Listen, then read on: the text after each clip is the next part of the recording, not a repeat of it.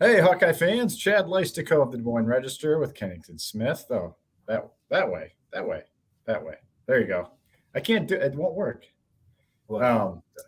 Anyway, after Iowa beats Northwestern 33-13, Kennington Smith, my colleague at the Register, joins me here for our post-game podcast. We were talking throughout the game, Kennington.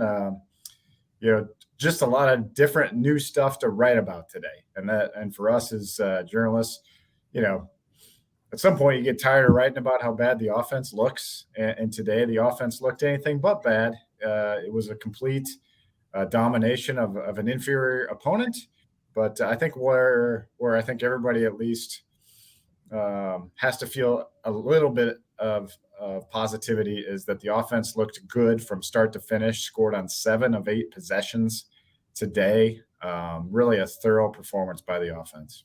Yeah, that's where I'm at with the offense. It was like there have been moments where the offense has generated some momentum. Not all of those moments have ended in points, but there have been times where the offense has looked good up until a point, maybe things stalled out. Or there have been times like the Illinois game, for example, where they score on the first drive and then it really seems to fall off after that. But they scored on their first 4 possessions. To me, the the signature part of the game really came midway through the third quarter where Torrey Taylor shanks the punt. Northwestern scores a touchdown. It's 20-7. And it's like, okay, it feels like this is an opportunity for the offense to answer a score with the score. They scored on 2 straight possessions, 2 field goals that brought it to 26-7, and then kind of put the cherry on top with another touchdown to go up 33-7. So that's where I'm at in terms of the offense. And that's what I found to be the most impressive is not only did they have early momentum, but when the other team gave a score and the offense had to go out and retake the momentum for the team, they did that. And overall, it was just a true complementary style game. Every phase had something good going. And I think that bodes well for the team going into November because this really could have been a game where the offense fell flat. Northwestern might have made it a closer game. Maybe they would have won the game, and we might be having a completely different conversation about where the team is at right now going into the last month. So the opponent was not great, but when your opponent isn't great, you're supposed to dominate them, and that's exactly what Iowa did today. Yeah, well put. Anybody who didn't enjoy that win and just said, "Wow, who cares?" It was just Northwestern. I feel sorry for you if you couldn't enjoy this win today because it was a fun day in Kinnick Stadium. The fans got into it from the start. I was curious, Kennington, like would there be a lot of empty seats? I knew it was homecoming. I didn't really feel much energy outside the stadium walking in or driving in, but the place was packed, man. The place was packed and they got into the game right away. I think it was huge, Kennington, that the Hawkeyes scored points on their first possession of the day. And you saw the jet sweep to Arlen Bruce right out of the gate. It really was kind of stuffed, but he made something out of nothing. And then the very first handoff running play to Caleb Johnson gains 18 yards. Then you go to Sam Laporta through the air for 15. It was like 3 different things right away, chunk plays. And that just got the crowd into it. I was glad to see that for this crowd who has suffered through 4 pretty not fun games at Kinnick Stadium this season. And last thing here, Kennington, the Hawkeyes keep gaining yards. We just got an official stat update that 5 more yards have been added to the Hawkeye tally after a stat miscalculation. So the Hawks end up with 398 total yards. Just needed 2 more for 400, but they did that on only 8 possessions. And that's the most yards the Hawkeyes have had since the Maryland game of last year. And you all remember that 51-14 game. It really did feel like this was Iowa's best offensive performance since then. And it was. And I guess just take me, how did you feel about like kind of the fun and the energy that was in the stadium today? I was not nervous about it, but curious about if it would be kind of lethargic, and it really wasn't. Yeah, I think that the biggest takeaway for me in terms of what you said about how they got off fast and the fun about it was that there was so much anxiety in the stadium or a certain type of tension because of the quarterback situation. And it did feel like if Spencer Petras got to start what he did, obviously, and let's say first 3 drives, 3 straight 3-and-outs, maybe the crowd starts booing, it would turn into a not a not fun day. And the offense was humming from the start, and I was kind of like taken aback. I feel like we all were, from fans to media, watching it like, oh wow, like we really haven't seen Iowa's offense string together so much success, like back to back to back to back to back. It just seemed like everything that they were calling was working. I do have to give Brian Ferentz some credit. He called a great game. I mean, he was mixing it up. There was a lot of different looks, a lot more creativity. I've been calling for Arlen Bruce to be somewhat of a Debo Samuel-esque type player for the offense, and he lined up in the backfield. He was on jet sweeps. He was getting targeted in the pass game, so they started to utilize him a lot more. No, they tried to get Brody Brecht involved in like a trick play, pass play. It didn't work, but that's just a new look that we haven't seen before. A lot of different guys were getting the ball and getting involved. So I just feel like it was kind of one of those type of games where everything kind of came together. And when we talked to the players after the game, and this was another takeaway that I have, practice has been such a buzzword for the team this year and such a polarizing topic. But for the players, you could sense that it was a validating feeling that what happens in practice on the day-to-day actually translated into a game, from working on scripts to just different things working. And they kind of had this vibe about them that we knew that it was going to shake eventually. We didn't know when it was going to come, but we kind of felt like we were due for this type of game. And the dejectors out there would combat what I've just said and what we talked about in the early minutes with Northwestern is one of the worst defensive teams in the Big Ten. And that is true, but there have been games earlier in the year where Iowa has played inferior opponents on defense and not moved the ball well. So the fact that they were able to do it in this game, I feel like you should take that as a sign of progress. Obviously, they're going to face an uptick in competition level as the weeks go on, but I feel like it is a bit of a good omen that they were able to have some type of success versus they played a bad defense and they weren't able to move the ball well, and maybe they scrapped and clawed their way to a win, and there's like no confidence in what the offense can do in the last month of the season. So did I mention that Caleb Johnson gets those extra 5 yards? So he ends up with 14 carries for 93 yards on the day.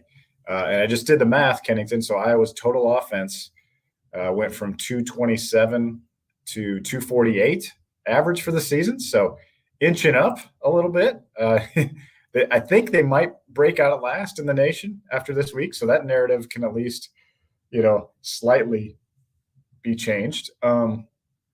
And we've got some questions in our chat about the offensive line. What kind of improvement did we see there? That was a big storyline. We noticed that right away. Connor Colby, started 11 games at right guard last year, the first 7 at right tackle this year. Got moved inside. He said he got a text message on the way from the Cedar Rapids airport last Saturday after the Ohio State game. So that just goes to show you how quick they're making decisions. It was like, okay, you're moving inside to left guard this week. And that was a new position for Connor. He's been playing his whole life on the right side, he said. But we'll look at the film, obviously. But, a lot of runs went to the left today behind Mason Richmond and Connor Colby. And I kind of just like the idea about this, Kennington. I know we talked about this a little bit off air, but you kind of get the two young guns, so to speak, the guys with the most experience from last year, Richmond and Colby on one side. And then you've got some more veteran presence on the other side with Jack Plum kind of being restored to his right tackle role. I think this young offensive line maybe needed just a little bit of veteran injection, even if it's not top shelf quality, but somebody to kind of hold down the fort at right tackle who's done it before. Oh, you're on mute. Okay. Rookie mistake. Come on. Exactly. That's supposed to be me as the almost 50-year-old guy to do that. Come on, man. I promise that won't happen again. But to your point, and this is a conversation we had earlier in the year about kind of where Connor Colby fits into the whole dichotomy of the offensive line. And I think that is a good point about the experience surrounding Logan Jones in the center of the line. You take Colby and Richmond, who coming into this year, you felt the best about those two in terms of their ceiling and what they were able to show during their freshman years as kind of foundational pieces of the line. You put them on one side, and then Jack Plum, who we kind of thought had the potential to be like one of those like good stories in his 5th year and hasn't materialized yet, but he has been in a lot of games and started for them down the stretch of last season. You put him on the right. And I thought even Nick DeYoung had a pretty good day rotating with Bo Stevens at right guard. So there was a lot of veteran experience along the line. And I think also to the point about Kobe, he just seems a lot more comfortable on the inside. I know that the coaches have been trying to find a place for him at tackle, and that might be where his ceiling is the highest, but he's played pretty much every game up until this season at guard. You put him back at guard, and the running game seems to find a rhythm. So in terms of where Kobe stands right now, I feel pretty confident to say he's going to be left guard the rest of the season. Kirk Ferentz said as much. And then, maybe Jack Plum isn't the most formidable right tackle, but I think that there's going to be some ways to kind of scheme around that and mask that a bit down the stretch, especially if the left side runs going to be as successful as they were today. So I like that Iowa's coaching staff went with something that was a little bit more familiar on the offensive line. Like Kobe back at guard is a familiar place for him. Jack Plum at tackle is a familiar place. DeYoung at guard may not be familiar, but he is a familiar face on the line for the coaching staff. He's a program veteran. So it was good to see. I'm not gonna say I'm glad because we don't root for the teams that we cover, but it was good to see the coaching staff kind of get back to the basics a little bit and kind of foundational things. And it seemed to yield good results today for the run game and in pass protection, which I thought they were very strong as well. Yeah, we have so much to talk. I'm just looking at the stat sheet, and there's just so many topics that we can hit in this game. So I'm going to try to buzz through as many as we can here. But you mentioned the running game, Kennington, and 36 carries. Now I got to add the extra 5, 178 yards, pretty much 5 yards a carry for the run game. That's a real impressive number. I thought I really, really, really liked going down to 2 backs with just Caleb Johnson and Leishon Williams. I know some of that was injury related with Gavin Williams just having 1 carry for the negative 2 yards. But I just liked what Leishon gave Iowa in that third down and that passing game. He had three grabs, right? 1 for a key first down on one of those early drives. And then Caleb, he just looked like kind of the feature back. It's amazing how when he runs, it just seems like he stays upright after the first contact and really doesn't even break stride almost. I mean, it's kind of impressive. You can see he misses some holes a little, here and there. He'll miss. He won't run to the right. He won't run to the open area sometimes. I think he's just young, but man, he's an impressive guy. And you can see him growing in confidence a little bit in those post-game interviews as well. I feel like I guess I know we're going to get to the passing game, and I want to get to the passing game here next, but just in terms of what we saw in the O-line and these running backs, again, qualify it with the Northwestern defense. But as we pointed out, they've faced 5 top 10 defenses this season. It's not like they've had many breathers to kind of show what they can do. And it was nice to get to see Caleb Johnson have a little room to work and Leishon Williams have a little room to work. And, the Hawkeyes move the chains. Right. And now I am going to give myself a bit of a pat on the back here because in our Wednesday radio show, one of the questions was what can remedy the rush offense? And I said, give it to Caleb Johnson and give it to him often. And that's what the coaches did today. So, for the fans out there, I just want to throw this out there. Because obviously listen to the Hawk Central podcast.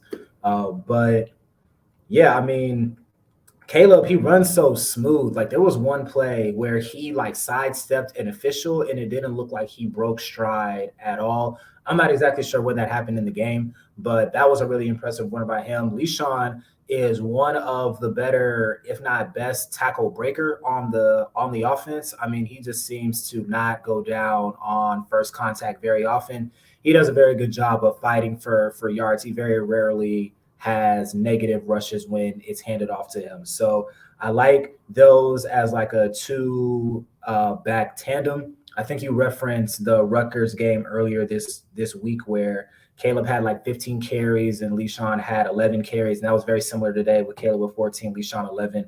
And we'll see what happens with Gavin Williams. They said it was an ankle injury, and that is the same injury that he had in fall camp. I'm not sure if it's the same ankle, but that is something that's kind of hampered him throughout the year. And Liddell Betts told us as much this week when we met with him. So unfortunate to see him have another lower leg injury, and we'll be monitoring that. But, Caleb he added 6 yards to his total. So he was already above 6 yards per carry. I don't know what that's going to do to his average, but it just feels like he's going to continue ascending as the year goes on. There's been comparisons to Tyler Goodson as a freshman running back who got a start like kind of later in the year and just kind of seemed to rise and kind of like take ownership of that position. I do see Leishon continuing to be a big part of the offense, but I think that if it wasn't clear today, I think it's going to be inevitable as the year goes on that Caleb Johnson is probably going to be like the bell cow of the rush offense. Yeah, I agree. I just like the two of them. We talked to Liddell Betts earlier this week, and he didn't seem to like a by committee approach, but I like those two. I think those two give this offense the most juice. And then, they use the receivers in the run game. Arlen Bruce, the fourth, with a rushing touchdown late. Nico Regaini had a 12-yard run during the game. So you add him, those three guys up with their because Brecht had the carry as well. That was 43 yards rushing out of your receivers. And even Spencer Petras got his legs going just a little bit today. 5 carries for 1 yard. And, there was some amusing parts of the game early when Petras was like kind of running around. And I think someone said crazy legs Petras, and what are we seeing and what is going on? And it was pretty amusing. Let's talk about Spencer. I'm going to write my post-game column about him. My 5 thoughts are up on the side. I touched on it a little bit there, but he was very accurate today. 21 of 30 for 220 yards, and he had a lot of drops. I mean, he lost a touchdown pass when Deontay Vines couldn't haul that in at the back of the end zone. And there was a couple other drops as well. He was just on the money all day. And Kennington, I also just give him credit for the few times he eluded pressure long enough to throw the ball away. I mean, this is a guy that you need to not take those negative plays. I believe he was sacked just the once, correct? Game manager sometimes is a negative connotation, but I feel like today was a day where he managed the game well. And he showed off his big arm at times too. And, you're happy for him as a person to have a good game like that. But I just thought, it was good to see him do that when the coaches had a decision to make at quarterback. And Petras had a good game. And you feel good a little bit better about him going forward, I feel like. Yeah. And to your point about the times that he has thrown it away, I mean, there have been plenty of times this year and especially last year where he holds the ball too long and that turns into a big sack or maybe a sack fumble, or he tries to force something and that turns into an interception. So eliminate those mistakes, live to fight another day. Those were all things that I feel like he definitely took a step forward in today. I feel like this was going back, and then you referenced the Maryland game. I feel like this is the most confident he played since the Maryland game last year. I mean, he just seemed very much in control. He seemed in command. And I would agree with Kirk Ferentz in this assessment that a lot of that was due to the fact that everything on offense seemed to be working well. He had great protection.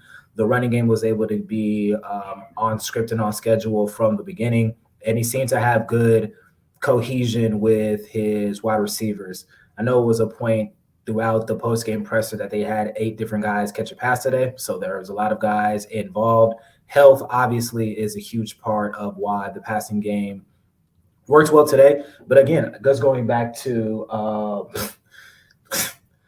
this is funny. Mike Kalas from the Cedar Rapids Gazette just walked up and knocked on the window, and he wrote Volves in all caps on a piece of paper and showed it to me. So he's obviously trying to knock me off of my pivot here. But just going back to the passing game, I think the quick pass game was also something that was really effective today, just getting the ball out of his hands quickly and allowing the players with the ball in their hands, the actual playmakers, to go out and do things. very reminiscent of spring when Brian Ferentz said that the least amount of time that the quarterback has the ball in his hands, the better it is for us. It felt like that quote was manifested in this game much more than what we've seen in the last few games. So I'll be interested to see if that is like consistent next week and going into November, if they're going to continue to kind of utilize that strategy and just try to get it out quickly to the skill players, because this is the healthiest that the skill players have been all season, and letting them kind of work with the ball in their hands. Yeah, that's a great point. I mean, Brian Ferentz obviously was in the headlines nationally all week and has been pretty much all year. And you have to kind of imagine, this is the type of game that he probably envisioned. That was a really good point by you there, to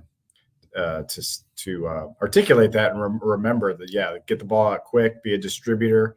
And that's what Spencer was today. And the numbers were some of the best he's had in his career at Iowa. I mean, 70% completions, no turnovers for the offense, just the one sack and very, very few negative rushing plays. So a good day overall. And he got the first touchdown with a QB sneak. QB sneak you. We got to give a little shout out to the defense.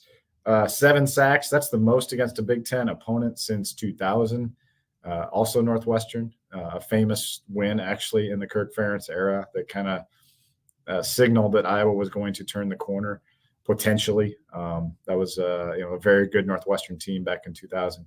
But let's go to 3-word headlines. I know we got to kind of move this along here, Ken, because I'm sure defense will keep coming up as we go. But as you jump in, let me know if you see some. I can get started, or I'll get started here in a second. I'm gonna start. Go ahead. Hawk Doc. We're starting off with a heel, just like practice. Really good one there. Yeah. How about Sam Laporta dropping a backyard football in the post game? That got laughs in post game. I don't think he understood why everybody was laughing, but I know. I don't think it was trolling. I think he just used that term. Yeah, it was very funny. Yeah, he was like taken aback why everyone was laughing. But yeah, I don't think he. Someone will tell him. He probably doesn't spend much time on Twitter for good reason. But yeah, good one by Hawk Doc. I'll go with another one from Kenyon Murray. Usually very outspoken on the basketball side, but has some football commentary for us. About damn time. Kenyon. I would have to agree, bringing the heat on that, on his first ever 3-word headline, I believe. So yeah, I believe so. That contribution there. All right, how about this one from Matt Swessinger? I'll just go right into the controversies. He goes, "Thank you, Doug?" ? Did Doug Lesmerises light a fire under the Hawkeyes and the Kirk Ferentz and the Brian Ferentz offense? It was a question. Thank you, Doug? ? That was obviously the big storyline of the week. And there's a lot of I love that you fans have so much fun with this, and we have fun just reading them. We get so many chuckles kind of waiting for players to show up and looking at the 3-word headlines. This one was kind of another one that was kind of amusing for me is R. Krager says, "Run the table." Optimism is back, baby. There we go. From Jeffrey the Greek. And this goes to something you said earlier. Just enjoy it. First win in 36 days. That's right. Yeah. Just think about that for a second. Yeah. Enjoy it. Yeah. Another fun one. Rux Caleb says, "Brian Ferentz extension?" ? I love you guys. You guys are so funny. It's amazing what you can communicate in 3 words. Right. Here's one from Travis Leo. Practice makes perfect. An oldie but a goodie there. Obviously, there's a lot of Northwestern is bad. Schedule Northwestern again. Keep playing Northwestern. A lot of Northwestern is a punching bag in a lot of these headlines, but they have been a thorn in Iowa's side. So exactly, I understand why the fans are dunking on them. Exactly. Yeah, it's just Northwestern is kind of JNW is kind of an acronym that Iowa fans have used off Northwestern before. But yeah, anytime you play Pat Fitzgerald's team, you can have trouble. I mean, this is a team that held Penn State to 17 points. We saw them beat Nebraska in Dublin. they had a little bit of momentum early, and those sacks just killed them. And credit to the Iowa defensive line. And we talked about this, Kennington. Hey, maybe the offense keeping the defense fresh out there contributed to guys getting good pass rush and good energy upfield. When you're fresh and can run at the quarterback, it obviously has to make a difference. And, I'm sure that kept the snap counts down as well for some of the key guys. So that was another benefit of this big win today. Yeah, for sure. This one from Justin Van Luray. Hopefully I said it right either of those times, but Iowa punts once. There was also another one that said offense ices Taylor or something like that. So yeah, Taylor only punted once and he shanked it for 12 yards, but Kirk Ferentz was not mad about it at all. He said, in fact, right. The offense is going to keep scoring like that, and that's going to be Torrey's only punt at each game. He'll take it. So Ben Burrows, this is another one we got to chuckle on. Brian's last dance. So, it's Michael. Naughty. It's like Kirk and Brian. Yeah, it did. Going out. I made the joke before we started this pod that Brian dropping 33 today is like Kobe dropping 60 in his last game, and he's like Mamba out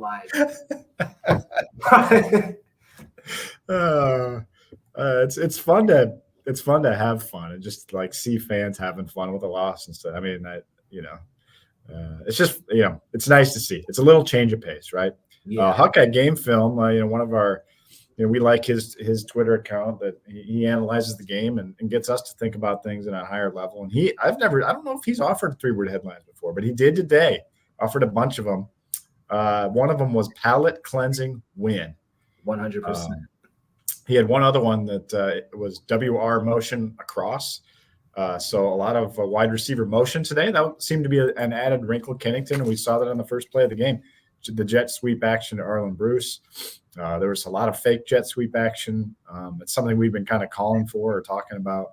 So it seemed like Hawkeye Game Film was approving of that as well. I think it just keeps eyes, in multiple spots, and challenges your eye discipline. And Caleb Johnson, for the most part, took advantage with those 93 rushing yards.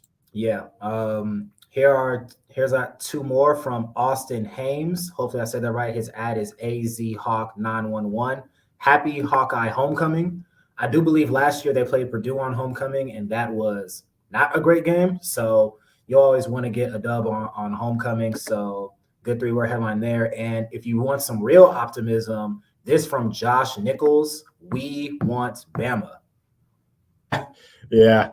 Well, here's the thing. You get last one, Matt Duhawk. Treats, no tricks. It really was pretty much a straightforward butt kicking. You mentioned the one kind of trick play with Brody Breck that just turned into a 4-yard run, but it really was just kind of run, pass, the kind of balance you want to see. But instead of Bama, guys and gals, you get Purdue next. And this game, we've talked about it for 4 months now, 6 months really, since Charlie Jones left. This one has a lot of bad blood. It has a lot of meaning now. Purdue at 3-2 in the league. Iowa 2-3 now in Big Ten play. This is, this started Iowa's 5-game finishing run in the Big Ten West. They're 1-0 now in this run. Can they get revenge next week? That's going to be a huge storyline. Nobody really asked about it today. I think that's going to be more of a Tuesday question. But I think you have to feel a lot better about Iowa's chances today. Obviously, Purdue coming off a bye this week, so you don't get to see them, and gives Charlie Jones a week to get a little healthier. He's been banged up. But just initial thoughts on Iowa-Purdue, Kennington.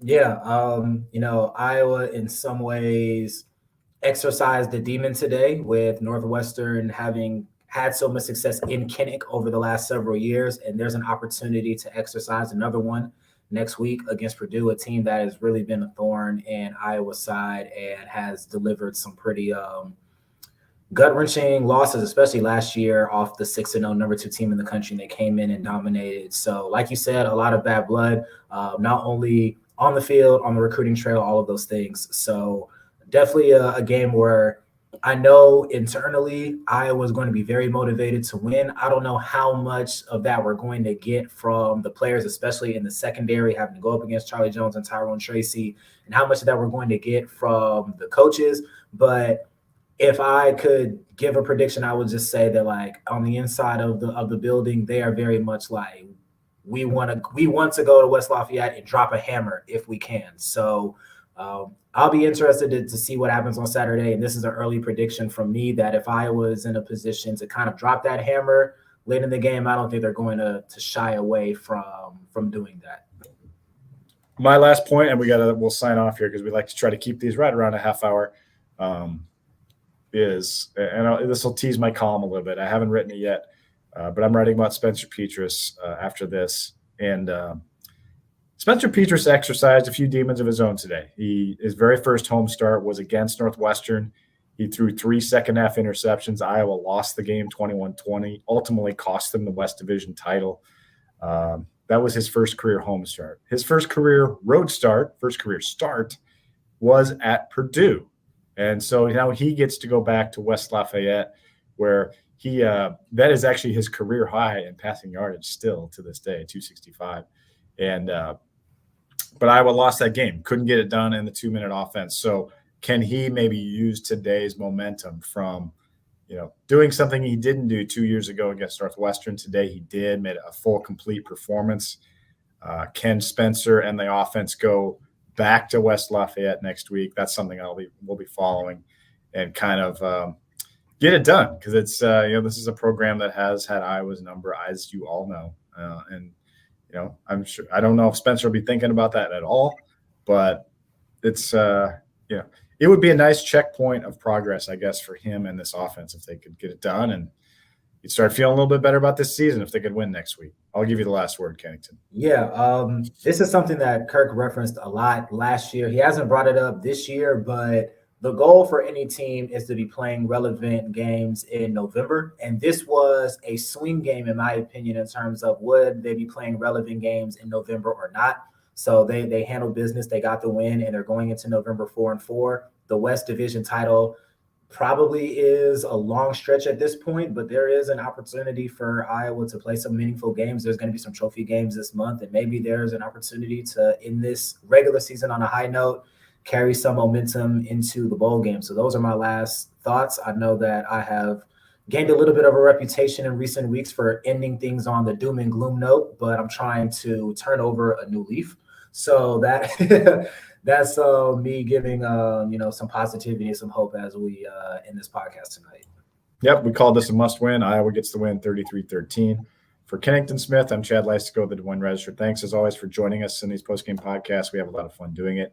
And we'll talk to you Tuesday after Iowa's media availability. And don't forget the Iowa men's basketball team exhibition action Monday night. Kennington will be there at Carver Hawkeye with the report. All right, guys, talk to you later. Thanks.